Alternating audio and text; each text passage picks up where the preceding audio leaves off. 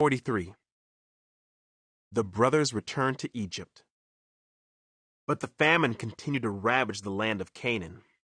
When the grain they had brought from Egypt was almost gone, Jacob said to his sons, "Go back and buy us a little more food." But Judah said, "The man was serious when he warned us.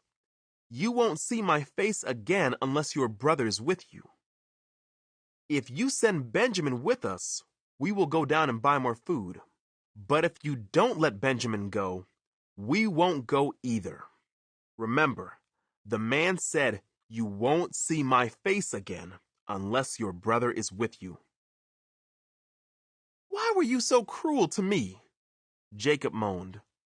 "Why did you tell him you had another brother?" "The man kept asking us questions about our family," they replied. "He asked, 'Is your father still alive? Do you have another brother?' So we answered his questions. How could we know he would say, 'Bring your brother down here'?" Judah said to his father, "Send the boy with me, and we will be on our way. Otherwise we will all die of starvation, and not only we, but you and our little ones. I personally guarantee his safety. You may hold me responsible if I don't bring him back to you. Then let me bear the blame forever. If we hadn't wasted all this time, we could have gone and returned twice by now." So their father Jacob finally said to them, "If it can't be avoided, then at least do this. Pack your bags with the best products of this land. Take them down to the man as gifts: balm, honey, gum, aromatic resin, pistachio nuts, and almonds. Also take double the money that was put back in your sacks, as it was probably someone's mistake. Then take your brother and go back to the man. May God Almighty give you mercy as you go before the man, so that he will release Simeon and let Benjamin return. But if I must lose my children, so be it." So the men packed Jacob's gifts and doubled the money and headed off with Benjamin. They finally arrived in Egypt and presented themselves to Joseph. When Joseph saw Benjamin with them, he said to the manager of his household, "These men will eat with me this noon. Take them inside the palace, then go slaughter an animal and prepare a big feast." So the man did as Joseph told him and took them into Joseph's palace. The brothers were terrified when they saw that they were being taken into Joseph's house. "It's because of the money someone put in our sacks last time we were here," they said.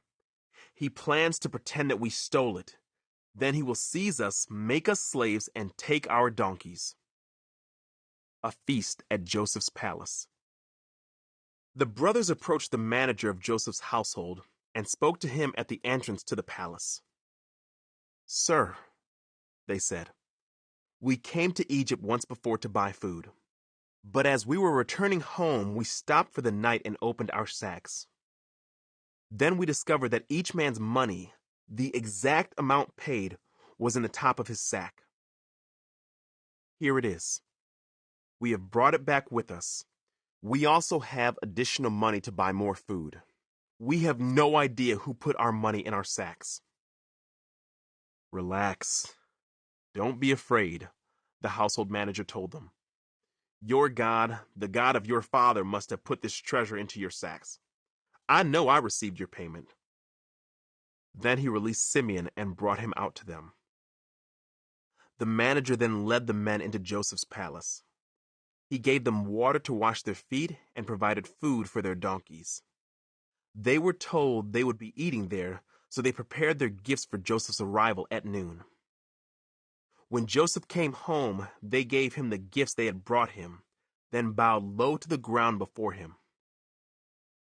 After greeting them, he asked, "How is your father, the old man you spoke about? Is he still alive?"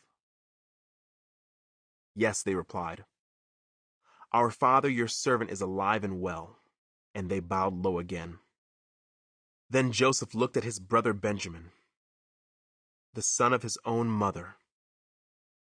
Is this your youngest brother? The one you told me about? Joseph asked. May God be gracious to you, my son. Then Joseph hurried from the room because he was overcome with emotion for his brother. He went into his private room where he broke down and wept. After washing his face, he came back out, keeping himself under control. Then he ordered, "Bring out the food." The waiters served Joseph at his own table, and his brothers were served at a separate table. The Egyptians who ate with Joseph sat at their own table because Egyptians despise Hebrews and refused to eat with them.